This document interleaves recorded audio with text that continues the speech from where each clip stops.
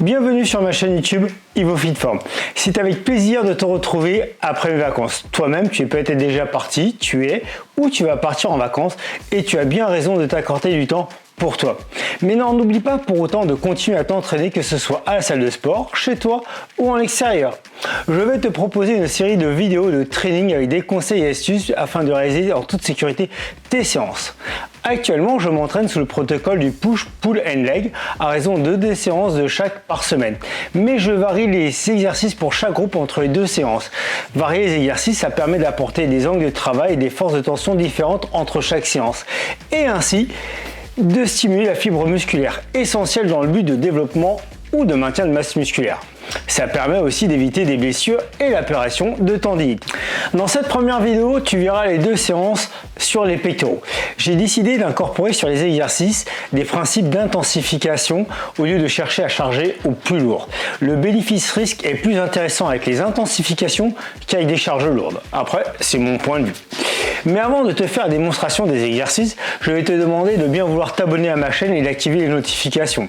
Ne reste pas ce petit curieux voyeur, mais deviens une des pierres fondatrices de ma chaîne YouTube.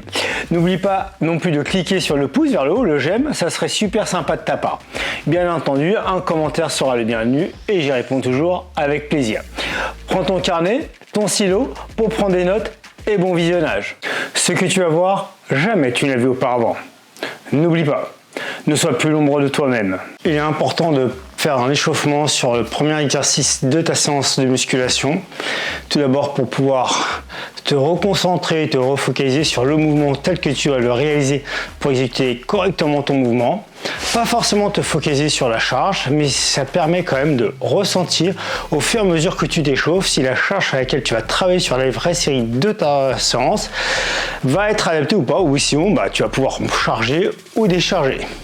Donc on n'oublie pas, on fait une petite série d'échauffements. Moi j'en préconise de 2 à 3 de 15 à 20 reps selon la séance qu'on va faire.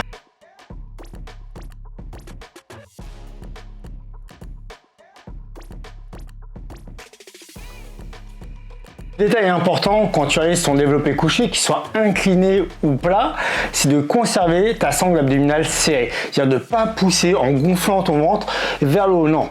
Inspire, serre tes abdos et cherche encore plus à plaquer tes lombaires sur le banc. Comme ça, tu vas vraiment pousser avec les pecs et pas pousser avec le ventre. Un développé couché qui soit incliné, couché, haltère ou barre, c'est pas pousser le ventre vers l'avant, non.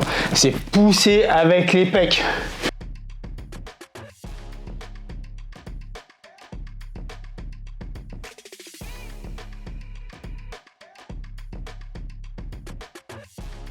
Alors la surcharge progressive en répétition, pourquoi? Pour se focaliser réellement sur le mouvement, sur le contrôle du mouvement, sur la technique et non pas chercher à pousser le plus lourd pour. Ça va venir petit à petit, surtout si tu débutes. Cherche pas à pousser lourd, cherche surtout à contrôler, à connaître la technique du mouvement et tu verras que la progression sur le groupe musculaire que tu veux éventuellement travailler en hypertrophie te sera profitable. But et objectif de cette demi-rep suivi d'une rep complète. La demi-rep, elle va te permettre déjà de focaliser la contraction sur ton groupe musculaire, de redescendre, de repousser en rep complète et la demi-rep, elle va garder la contraction pour faire la rep complète. C'est un très bon travail pour ce travail neuromusculaire et le travail de sensation de contraction sur ton groupe musculaire. Sur les pecs, parce qu'on a un problème de, comme moi parfois, de sentir la contraction sur le pec, sur le mouvement complet, et va faire la demi-rep, de garder la contraction et de repartir en rep complète, ça permet de sentir cette sensation de contraction. Très important si tu cherches à travailler sur l'hypertrophie musculaire et pas seulement, sur simplement comprendre et assimiler le mouvement. Il faut comprendre ce qu'on fait, intégrer au cerveau, faire intégrer au cerveau le pourquoi du comment, pas juste le faire pour faire, parce que sinon prends des poids légers et balance tes bras. Non, non, il faut maîtriser le mouvement, comprendre et faire comprendre au cerveau quel muscle travaille.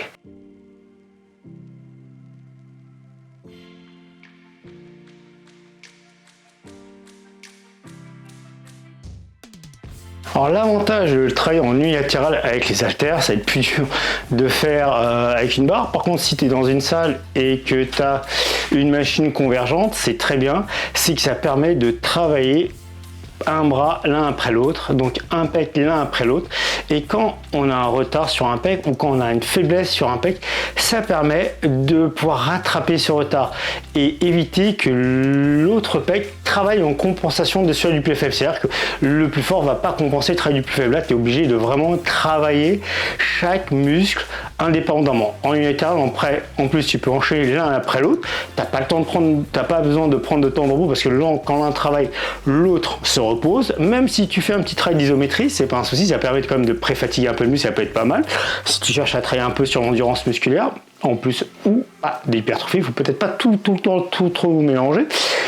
Mais voilà, ça c'est une astuce. L'unilatéral, ça permet de rattraper un point faible ou une faiblesse sur le muscle et d'éviter que le point fort travaille. Si tu as vraiment un grand écart, et bah sur le point fort, tu charges un peu plus. Sur le point faible, tu gardes la charge de travail pour pouvoir travailler à la bonne charge. Alors, c'est pas le concours à la quéquette à celui-là. C'est pas le concours à celui qui est le plus fort. Hein, si tu veux être le plus fort, le plus machin, alors, fais pas ça en entraînement. Va faire une compète. À ce stade de la vidéo, tu viens d'assister à ma première séance sur les pectoraux. N'oublie pas de me poser des questions en commentaire ou de laisser tout simplement un commentaire. Et si tu es encore là, c'est que le contenu te plaît. Donc clique sur le j'aime, abonne-toi à ma chaîne et active les notifications.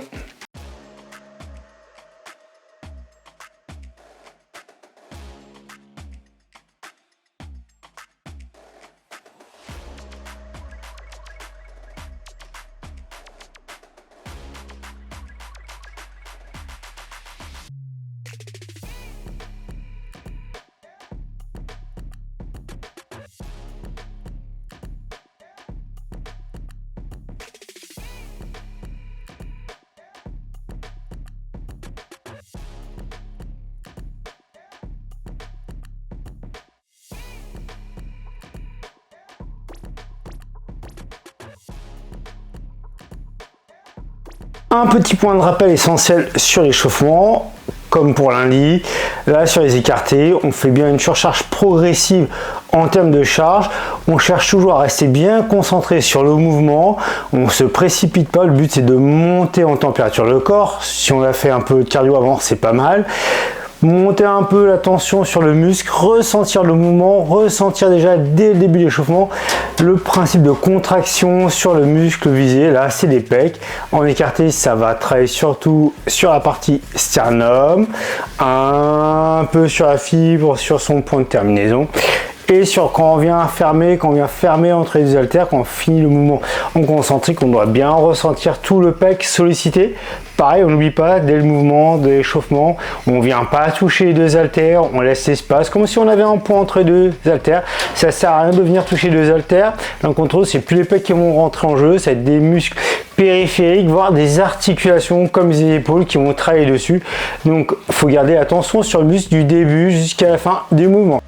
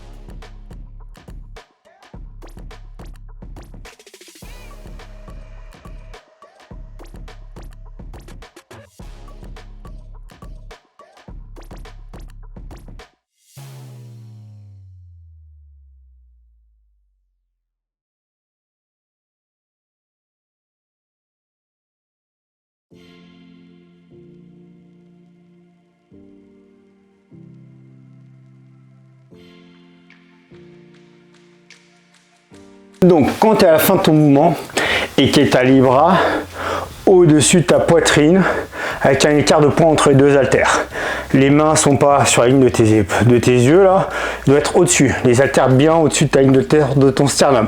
Tu gardes pas juste les bras tendus, regarder ton bras tendu, non. Aucun intérêt, tu dois serrer et là tu dois maintenir une contraction, tu dois sentir tes pecs qui durcissent. Et là tu comptes 1 et 2 et 3. Tu inspires, tu remontes Et là, tu tiens, et 1, et 2, et 3, et tu répètes ça à chaque répétition. Pourquoi? Pour faire une connexion neuromusculaire entre ton cerveau et tes muscles. Ton cerveau sache commander tes muscles et que tes muscles comprennent ce que tu leur demandes de faire comme travail. Et là, tu verras un grand bénéfice sur le groupe musculaire que tu travailles. Que ce soit sur l'hypertrophie, de l'endurance, de la force, développement de la masse, recherche de lutte contre la masse graisseuse, mais tu ne peux pas localiser l'endroit où tu veux perdre du gras. Mais tout ce travail que tu fais entre ton cerveau et ton corps, ça sera toujours un bénéfice supérieur que à faire un mouvement pour faire un mouvement. Bah pour ça, tu t'enlèves tes haltères, tu prends pas d'élastique et tu prends 2 spaghettis, tu fais le mouvement et puis c'est parti quoi.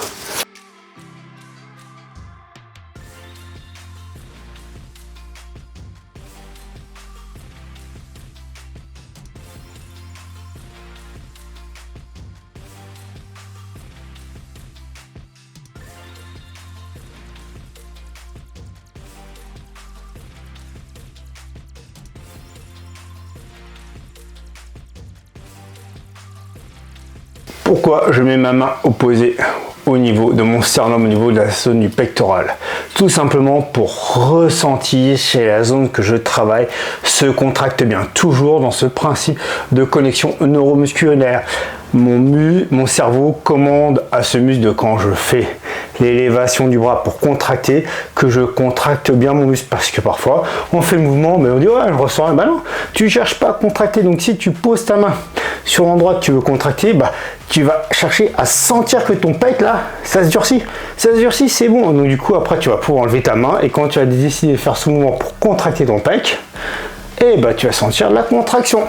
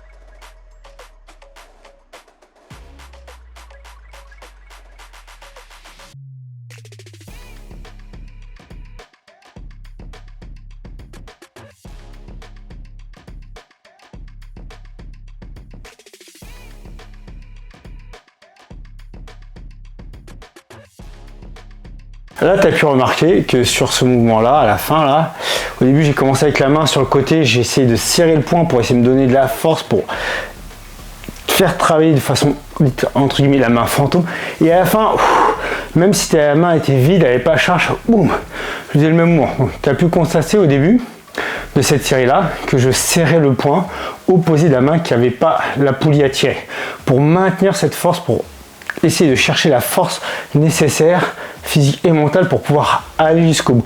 Et à la fin, je faisais le mouvement avec l'autre main vide pour aider. Psychologiquement, c'est pas mal. C'est une méthode qui est très utile pour contraire en unilatéral, maintenir l'effort sur le muscle visé qui travaille, mais aussi sur celui qui travaille, entre guillemets, qui ne travaille pas parce qu'il n'y a pas de charge importante.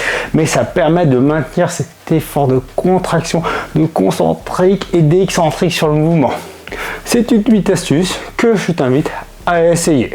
Autre élément qui me paraît, à mon sens, toujours à mon avis, important, c'est de maintenir ta sangle abdominale engagée. C'est-à-dire que pendant que tu fais ce mouvement, t'as pas les abdos et le ventre tout relâché là, tel guimauve là. Non, tu vas chercher à avoir plutôt ta sangle abdominale tel des six-packs, tablettes de chocolat. Donc tu serres tes abdos, tu contractes tes abdos, tu serres ton transverse, tu rigidifies toute cette zone de sangle abdominale. Ça te fait en plusieurs infos.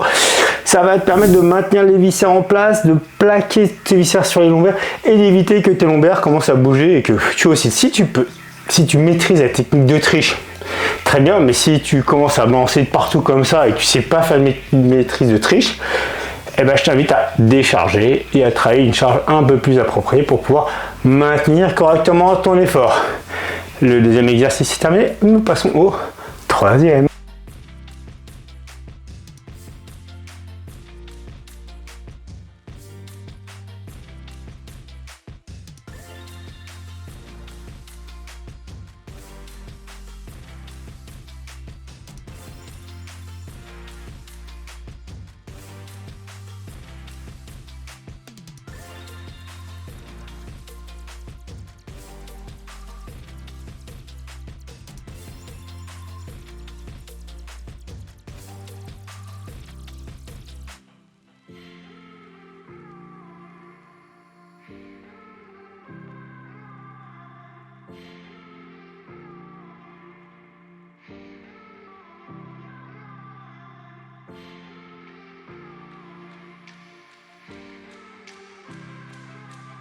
ce mouvement, pourquoi? Pour travailler la partie haut du pec. Moi, c'est une façon pour moi de sentir le travail sur le haut du pec.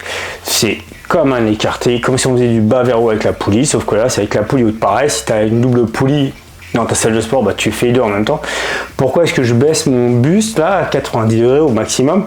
Moi, ça me permet de mieux ressentir le recrutement sur mes hauts du pec. Tu peux faire la même chose avec la poulie basse en emmenant les bras au-dessus de ta ligne du sternum, quasiment comme si tu emmenais ton bras à l'opposé, au pec opposé. Moi, ma poulie, elle ne le permet pas de faire comme ça, donc c'est une adaptation de l'exercice avec la poulie haute. Et ça marche. Essaye et dis-moi ce que tu en penses.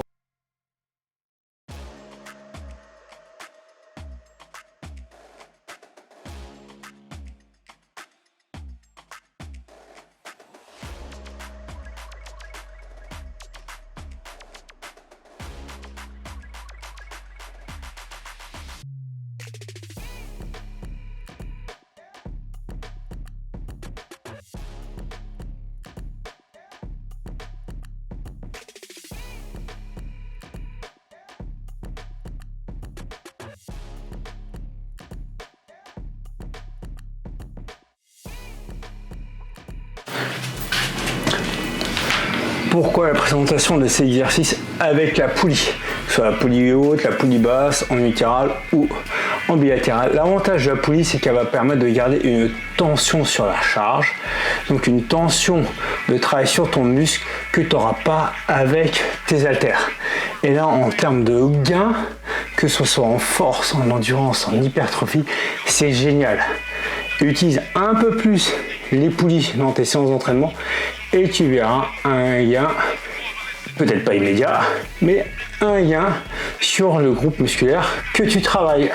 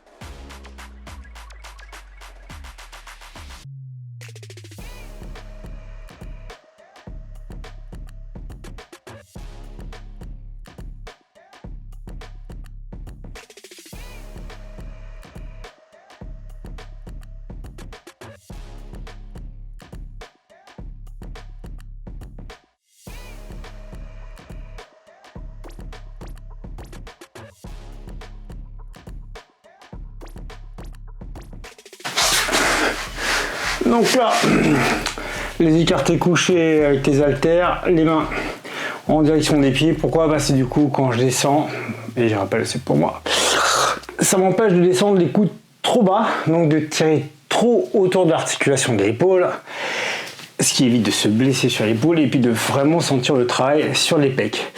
10 reps, 5 secondes de contraction, on décharge, 5 secondes, 5 reps, 5 secondes de contraction. Donc, et on essaie de monter de 30 jusqu'à 40 reps où on fait 10, 5, 10, 5, 10, 5. On décharge la première lourde pour être capable de réaliser 10 reps toujours. Et après on décharge et on continue. Un peu comme si on faisait du lourd léger, mais avec un temps de contraction. Toujours chercher cette connexion neuromusculaire sur les mouvements, très important, surtout quand on débute et qu'on cherche à acquérir la bonne gestuelle, le bon mouvement. Merci d'être resté avec moi jusqu'à la fin de la vidéo. N'oublie pas de cliquer sur le like. Bien entendu, je rajoute une couche sur ton soutien à ma chaîne en te demandant de t'y abonner et d'activer la notification. C'est important, c'est pas pour le cash, mais c'est surtout pour me donner ta force de continuer à te proposer du contenu gratuit. Si tu es resté jusqu'ici, laisse-moi en commentaire le groupe musculaire que tu voudrais que je te montre sur la prochaine vidéo. N'oublie pas de t'aller t'entraîner, que ce soit à la salle de sport, chez toi ou en extérieur. Et je finirai cette vidéo par mon credo, ne sois plus l'ombre de toi-même. À très bientôt.